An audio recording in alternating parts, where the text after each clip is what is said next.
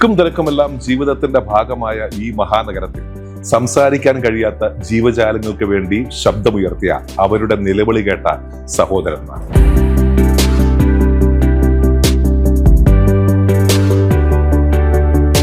അപ്പൊ 10ാം ക്ലാസ്സിൽ പഠിക്കുന്ന സമയത്ത് എനിക്കൊന്ന് ഒരു പാരറ്റ് വഴി കിടന്ന് കിട്ടി.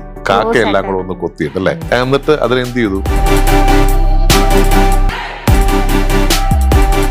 പാവങ്ങളല്ലേ, അവര് ജീവിച്ചു പോകണ്ടല്ലേ.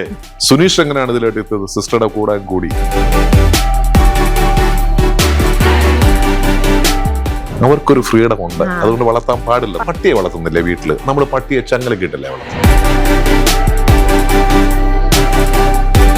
നമ്മുടെ രാഷ്ട്രപതി അവാർഡ് മേടിച്ച ആളാണ് നിഷ. പീജൻസിനെ കുറിച്ച് പറഞ്ഞാൽ, അതായത് നമ്മുടെ പ്രാവുകൾ, അത് ഏറ്റവും ഡേഞ്ചർ ആയിട്ടുള്ള ആൾക്കാരല്ലേ. പാമ്പിനെ കുറിച്ച് ഞാൻ കേട്ടിരിക്കുന്നു, അതിന് ചെവി കേൾക്കുമ്പോ കാണാൻ പറ്റില്ല.